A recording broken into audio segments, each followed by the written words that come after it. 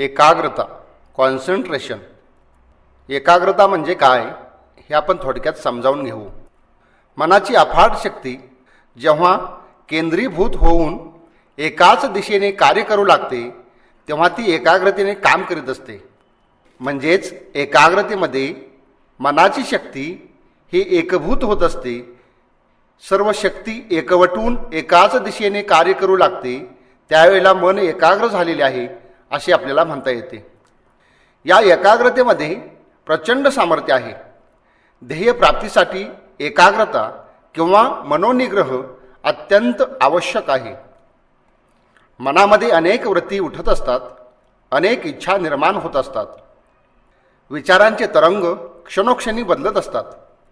या सर्वांमध्ये मनाची शक्ती चौफेर विखुरली जाते आणि कुठलेच कार्य नीटपणे होत नाही. मात्र जेव्हा ही मनाची शक्ती सर्व एक होऊन एकवटून एकाच दिशेने जेव्हा कार्य करीत असते तेव्हा तिचे प्रचंड सामर्थ्य उपयोगात आणले जाते आणि कोणतेही कार्य सहजपणे घडून येते. मनाच्या या एकाग्रतेमुळेच आंतरबाह्य विश्वाची अनेक रहस्य उलगडलेली आहेत किंवा आंतरिक विश्व आणि बाह्य विश्व यांची रहस्य उलगडण्यामध्ये मनाची ही एकाग्रता अत्यंत सहाय्यभूत ठरलेली आहे. ज्या गोष्टीवर मन एकाग्र होईल त्याच्या तळाशी जाते आणि त्याचा रहस्यभेद करते. जगामध्ये आजपर्यंत प्राप्त झालेले सर्व प्रकारचे ज्ञान या एकाग्रतेमुळेच साध्य झालेले आहे. स्वामी विवेकानंद म्हणतात, सूर्याची भेदक किरणे पडल्यानंतर ज्याप्रमाणे अगदी अंधाऱ्या जागेत सुद्धा आपले गुप्त रहस्य उघडे करून दाखवतात, त्याप्रमाणेच हे एकाग्र मनसुद्धा स्वतःची अगदी अंतरंगातील झाकली गेलेली गूढ रहस्ये प्रकाशात आणत असते.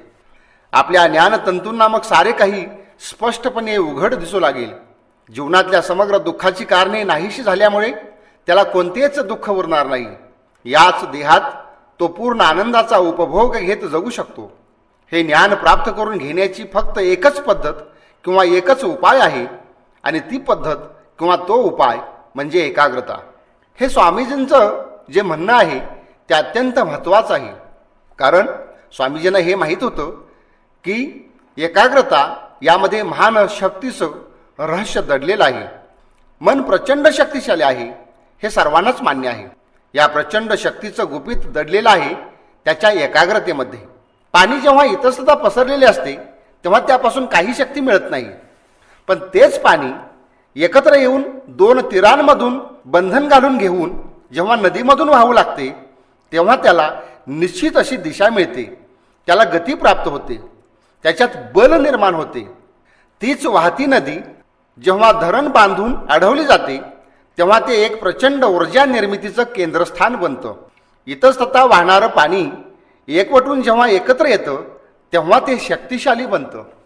माणसाच्या मनाचेही असेच आहे. त्याच्या वृत्ती नेहमी भरकटलेल्या असतात. अगदी तुम्ही हे ऐकत असताना सुद्धा तुमच्या मनामध्ये दुसरेच काहीतरी विचारांचे तरंग कदाचित निर्माण होत असतील. भलते सलते विचार येत असतील आणि जात असतील. त्यामुळे आतापर्यंत जे काही तुम्ही ऐकलं असेल ते जशीच्या तसे तुमच्या लक्षात राहिले नसेल. म्हणूनच चांगले स्मरणात राहण्यासाठी तुम्हाला हे पुन्हा पुन्हा ऐकावे लागेल. आपले लक्ष एकावेळी एकाच गोष्टीवर नसते म्हणून आपल्या लक्षात राहत नाही. एकदा स्वामी विवेकानंद आपल्या मित्राकडे गेले होते. मित्र आपल्या खोलीमध्ये काहीतरी कामात गुंतलेला होता. त्याला बाहेर यायला थोडासा वेळ लागणार होता. म्हणून स्वामीजींनी तिथं पडलेल्या पुस्तकामधील एक पुस्तक उचललं आणि वाचायला सुरुवात केली. ते पुस्तक म्हणजे ज्ञानकोशाचा एक खंड होता. काही वेळाने मित्र बाहेर आला आणि पाहतो तर स्वामीजी खंड चाळत आहेत असं त्याला वाटलं. तेव्हा स्वामीजी म्हणाले, अगदी थोडा राहिलाय, वाचून संपत आलाय. मित्र म्हणाला, अरे काय सांगतोस? तेव्हा विवेकानंदांनी प्रश्न विचारायला सांगितली. त्या मित्राने ज्ञानकोशाची वेगवेगळी पाने काढून त्यामधील प्रश्न विचारले व विवेकानंदांनी त्याची पटापट उत्तरे दिली. ते सर्व त्यांच्या लक्षात कशामुळे राहिले? त्याचे कारण एकाग्रता. संपूर्ण लक्ष एकावेळी एकाच गोष्टीवर केंद्रित करण्याची क्षमता वाढवणे म्हणजेच मन एकाग्र करणे होय. मन एकाग्र होण्यामधून मनावर ताबा निर्माण होतो. मन एकदा का ताब्यात आले की सर्व काही आपल्या इच्छेप्रमाणे होईल. असे म्हणतात की ज्याने मन जिंकले त्याने जग जिंकले. जो स्वतःच्या मनावर ताबा मिळविल, मनाचा स्वामी बनेल, तो जीवनात काहीही करू शकतो. मनात अचाट प्रकारच्या शक्ती वास करीत असतात, मात्र त्या विखुरल्या गेल्यामुळे त्यांचा प्रत्यय येत नाही. पाणी झारीने घातले तर ते अनेक छिद्रामधून विखुरले जाते व क्षीणपणे पडत असते. पण तेच पाणी एकाच छिद्रामधून मागे दाब देऊन जर सोडले तर ते दगडालाही छिद्र पाडू शकते. विखुरलेले मन सुद्धा क्षीण दुर्बळ बनलेले असते. त्याला जर शक्तिशाली ताकदवान करायचे असेल तर एकाग्रतेची गरज आहे. समजा भल्या मोठ्या लोखंडाच्या कड्याला 4 बाजूने समान ताकदीचे बैल जोडले व समान ताकदीने जर ते ओढू लागले तर ते कडे कोणत्या दिशेला जाईल? याचे उत्तर आहे, कडे कुठेच जाणार नाही, ते आहे तिथेच स्थिर राहील. मग त्या 4 बैलांच्या ताकदीचे काय होते? तर ती ताकद अक्षरशः फुकट जाते, वाया जाते. म्हणजेच प्रत्येक बैल दुसऱ्या बैलाची ताकद शून्य करण्यात आपली सर्व शक्ती खर्च घालीत असतो. म्हणजे 4 बैल 4 दिशेला ओढत असल्यामुळे परस्परांची शक्ती शून्य करण्यामध्येच सर्वांची शक्ती वाया जाते. समजा फक्त 3 दिशेला 3 बैल लावले तर मग काय होईल? दक्षिण, उत्तर आणि पूर्वेला 3 बैल जोडले तर दक्षिण व उत्तर दिशेचे 2 बैल एकमेकांची शक्ती शून्य करण्यातच त्यांची ताकद संपून जाईल व पूर्वेला झुंपलेल्या बैलाची शक्ती मात्र कार्य करील व ते कडे पूर्वेला सरकेल. म्हणजेच 3 बैलांनी एकत्रित लावलेल्या शक्तीची गोळाबेरीज येईल एका बैलाच्या शक्ती एवढीच. तर परस्परांच्या विरोधी असलेल्या 4 बैलांच्या शक्तीची गोळाबेरीज येते 0. मात्र 4 बैल जर एकाच दिशेने लावले तर त्या सर्वांच्या शक्तीची गोळाबेरीज ही 4 बैलांच्या शक्तीच्या बेरजे एवढी येईल. प्रत्येक बैलाची शक्ती 25 आहे असे समजूया. जेव्हा 4 बैल 4 दिशांनी शक्ती लावतील तेव्हा त्या सर्वांच्या शक्तीची गोळाबेरीज येते 0. जेव्हा 3 बैल 3 दिशांनी शक्ती लावतील तेव्हा एकाच बैला एवढी म्हणजे कार्यकारी शक्ती असेल 25. तर जेव्हा 4ही बैल एकाच दिशेने शक्ती लावतील तेव्हा त्या सर्वांची गोळाबेरीज असेल 25 गुणिले 4 बरोबर 100 HP. मानवी मनाचेही अगदी तसेच आहे. त्याची सर्व शक्ती वेगवेगळ्या दिशांनी विखुरलेली असते. त्यामुळे प्रत्यक्षात कार्य फारच कमी घडून येते. मात्र जेव्हा सर्व मनशक्ती एकत्रित करून एकाच दिशेने लावली तर मग त्यातून फार मोठे कार्य घडून येते. मन एकाग्र करणारी व्यक्ती प्रचंड कार्य करून जाते. तिलाही सर्वासारखेच मन असते, पण इतरांची शक्ती विखुरलेली असल्याने कार्य होत नाही. मात्र मन एकाग्र करून कार्य करणाराचे मन सर्व शक्तीनिशी ते कार्य करते. त्यामुळे अचाट वाटणारी कार्ये सुद्धा सहज घडून जातात.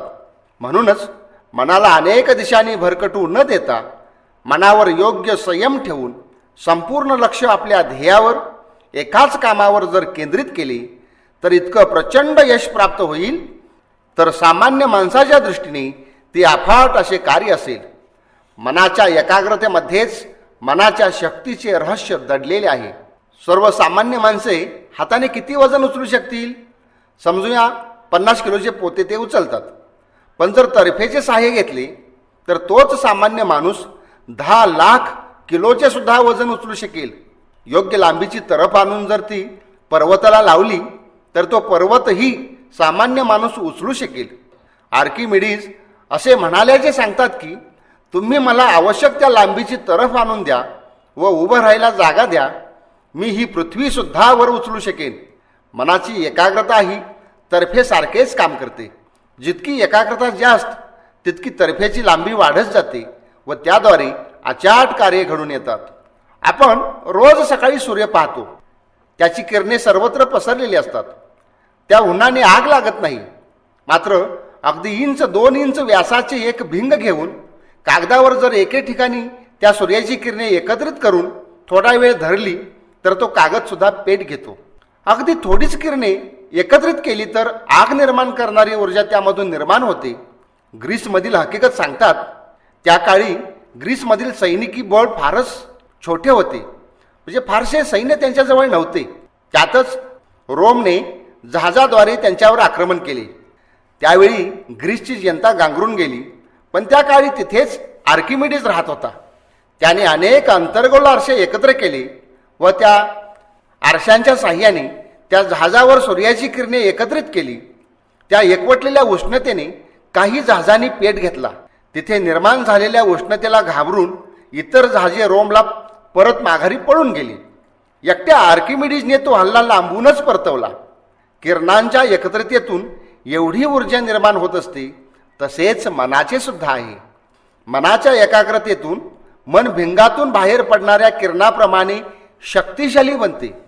ते एक लेसर बीम बनते व प्रचंड असे कार्य करून जाते. अगदी अशक्य, अभेद्य अशा वाटणाऱ्या गोष्टींचा सुद्धा ते सहजपणे भेद करून जाते. एकवटलेले सामर्थ्य सहजपणे यश मिळवून देते. एकाग्रतेमुळे अचूक लक्षवेध साधला जातो. गुरु द्रोणाचार्यांनी पांडवांनी कौरव या आपल्या शिष्यांची परीक्षा पाहण्याचे ठरवले. त्यांनी वृक्षाच्या फांदीला एक कृत्रिम पक्षी बांधला व त्या पक्षाचा वेध घेण्यासाठी एकेकाला बोलावले. प्रत्येकाला बोलावून ते त्याला विचारित, तुला काय दिसते रे? प्रत्येकजण वेगवेगळी उत्तरे द्यायचा. कोण म्हणे मला वृक्ष दिसतो, कोण म्हणे फांदी दिसते, कोण म्हणे पाने दिसतात, कोण म्हणे पक्षी दिसतो. द्रोणाचार्य त्या सर्वांना बाजूला करायचे. शेवटी अर्जुन पुढे आला.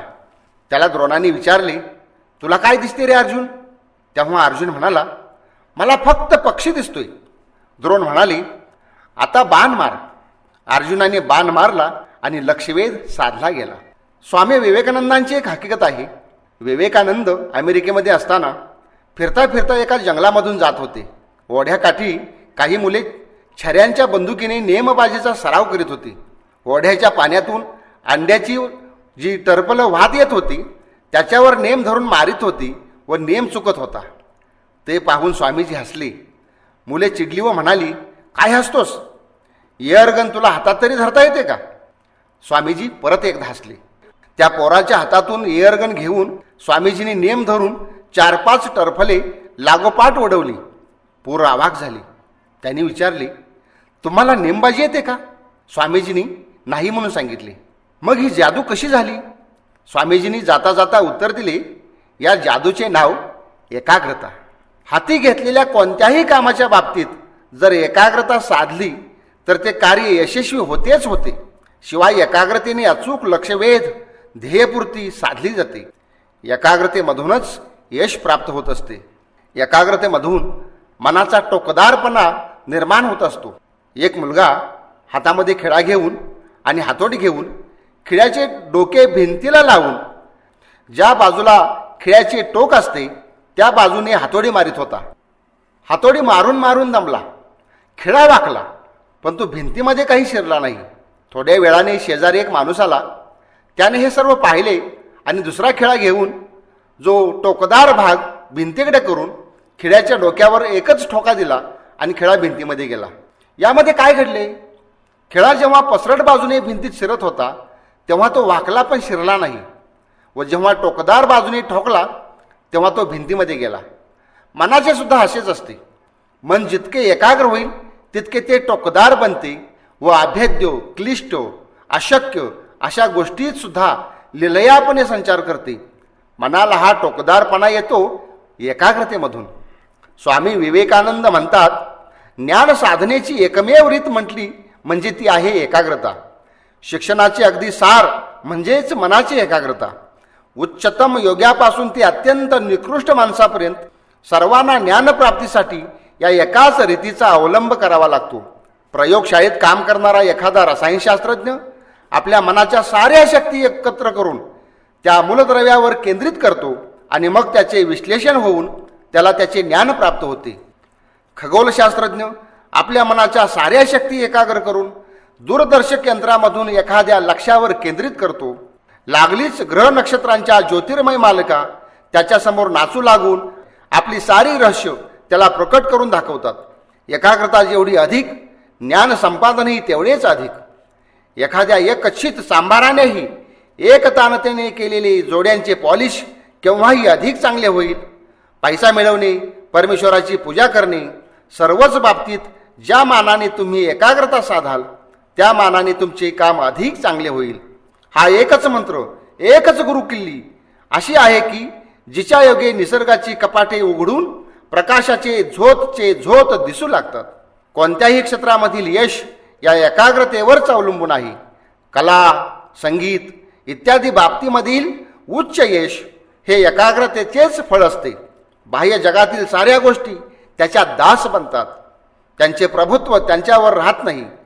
साहित्य, कला इत्यादी क्षेत्रामधील ग्रीक लोकांच्या प्रावीण्याचे कारण म्हणजे बाह्य जगावर केंद्रित केलेली त्यांची एकाग्रताच होय. एकाग्रता हीच ज्ञानभांडार उघडू शकणारी एकमेव अशी गुरुकिल्ली आहे. आपल्या शरीराच्या सध्याच्या अवस्थेमध्ये आपले मन इतस्ततः विखुरलेले असते आणि ते आपल्या शक्ती शेकडो व्यर्थ गोष्टीमध्ये खर्च करीत असते. चंचलम ही मना असे म्हटले जाते. प्रत्येकाच्या जवळ मनाच्या रूपाने शक्तीचा प्रचंड साठा वसत असतो. ज्या मनाला वशीभूत करून त्याला वश करून घेऊन त्याचा उपयोग केला तर काहीही शक्य होऊ शकते. या जगामध्ये काहीही अशक्य असं उरत नाही. पण मन वश करून घेणे एवढे सहज साध्य व सोपी गोष्ट नाही. आधीच माकड त्यात त्याला दारू पाजावी व नंतर त्याला विंचू चावला असता त्याची जी अवस्था होईल तसे मन असते. भल्या भल्याना सुद्धा ते चकवते. मात्र एकदा का ते हातात आले की मग मात्र त्याच्याकडून काय पाहिजे ते करून घ्या, ते सर्व काही मिळवून देईल. गीतेत अर्जुन भगवान श्रीकृष्णाला म्हणतो, हे भगवंता श्रीकृष्णा, मन हे अत्यंत चंचल, शोभक, दृढ आणि बलवान आहे. त्याचा निरोध करणे हे वाऱ्याला निरोध करण्या इतके कठीण काम आहे. अशा चंचल मनाचा निग्रह कसा साधायचा यावर श्रीकृष्णाने एक युक्ती सुचवली आहे. ते म्हणतात, हे अर्जुना, निसंशय मन हे चंचल व निग्रह करण्यास कठीण आहे, परंतु सततच्या अभ्यासाने व वैराग्याने त्याचा निग्रह करता येतो. म्हणजेच अभ्यासेन वैराग्येन च ग्रह्यते, हे भगवंतांनी अर्जुनाला उत्तर दिलेलं आहे. अभ्यास म्हणजे एकच गोष्ट पुन्हा पुन्हा करणे, सातत्याने करणे, अविरतपणे करीत राहणे. अभ्यासामध्ये सातत्य असणे व सातत्याने एखादी गोष्ट घडून येत असेल तर त्याचीच सवय होऊन जाते आणि मग ती सवय आचरणाचाच एक भाग बनते. जसे एक छोटा धागा घेतला तर तो लगेच तुटू शकतो, परंतु रोज एक धागा अशा प्रकारे धागे घेऊन धाग्याला धागा जोडीत गेले तर काही दिवसांनी त्याचा एक दोरखंड बनतो. मग त्या दोरखंडाने हत्तीला सुद्धा बांधून घालता येते. मनाला संयत करून एकाग्रतेसाठी रोज थोडा थोडा अभ्यास करायचा. हळूहळू ते स्थिर होत जाईल. कोणत्याही आसनात स्थिर बसावे. पाठीचा कणात ताठ सरळ ठेवावा. डोळे मिटून शांत बसावे. बसायची वेळ शक्यतो पहाटेची असावी. त्यानंतर आतमध्ये डोकावून पाहावे, स्वतःच्याच आतमध्ये जावे. प्रथम मनाला अजिबात अडवू नये. आत हजारो विचारांचे तरंग आढळून येतील. आत जे काही चाललेले आहे ते फक्त पाहत राहायचे. कोणतेही व कसलेही विचार मनात येऊ द्यात.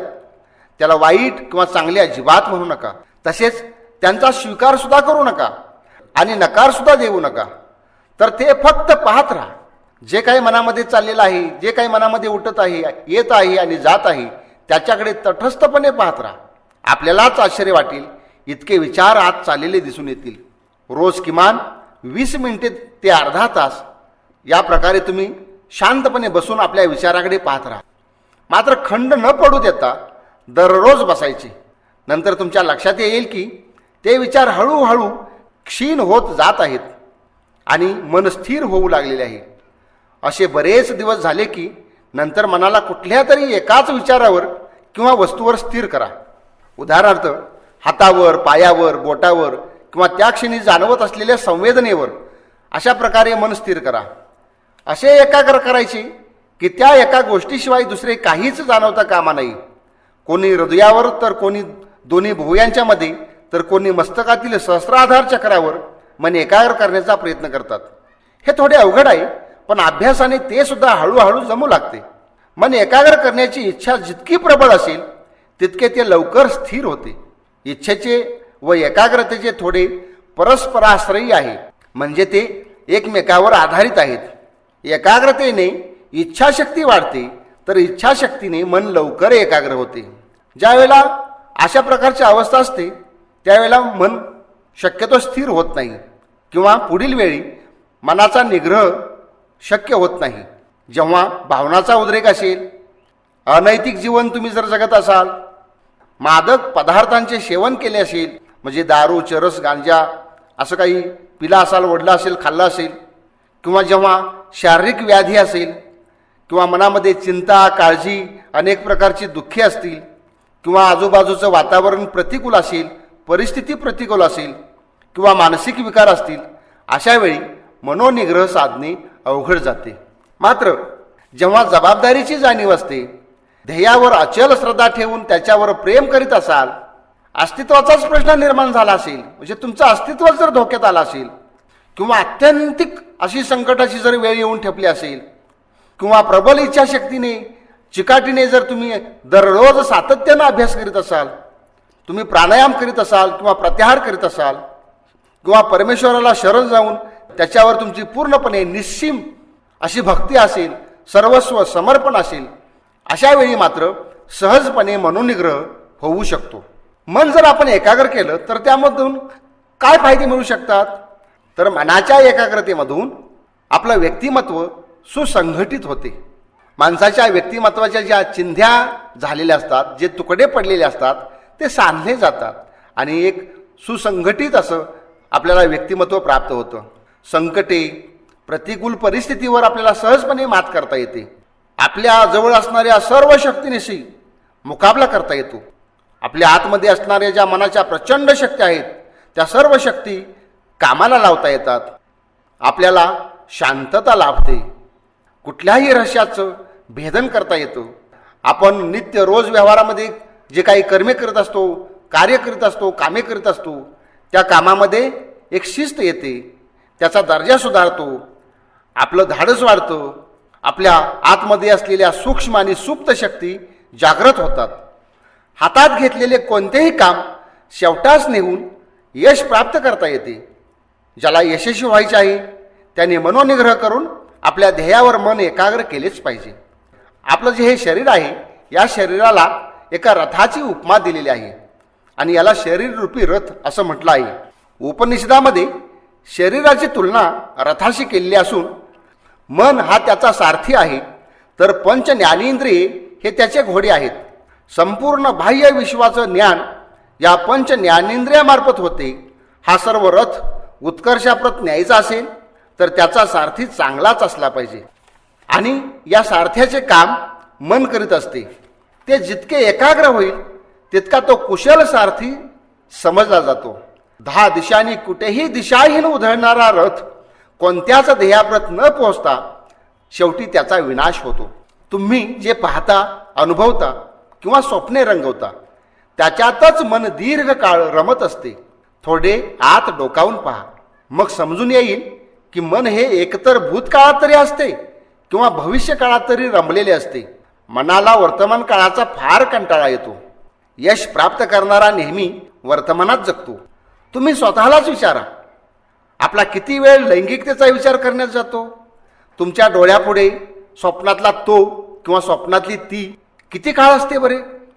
कुणाचा तरी द्वेष करण्यात, निंदा नालस्ती करण्यात, टीका करण्यात आपण किती रमून जातो.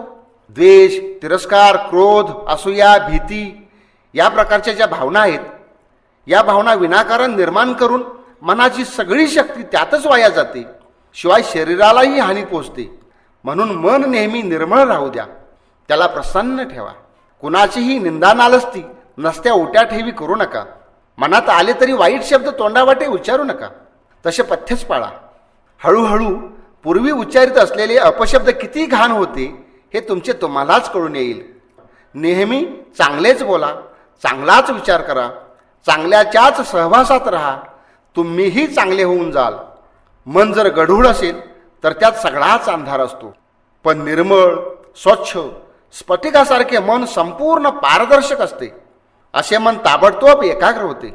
मनाचे मालिन्य जगातील कोणत्याच साबणाने धुतले जात नाही. म्हणजे मनामध्ये जो साचलेला मळ असतो तो मळ कुठल्याच साबणाने धुवून काढता येत नाही. आतमध्ये असलेला विवेक, चांगले विचार, सज्जनांचा सहवास, अविरत साधना, चांगली पुस्तके, चांगल्या सीडी अशा प्रकारच्या साधनांच्याद्वारे मन हळूहळू साफ होत असते. स्वच्छ मन लवकर एकाग्र होते व एकाग्र मनात प्रचंड शक्ती असते. ती शक्तीच यशापर्यंत पोहोचवते. म्हणून मनाची एकाग्रता ही यशापर्यंत पोहोचवण्याचा मार्गदर्शक वाटाडे आहे.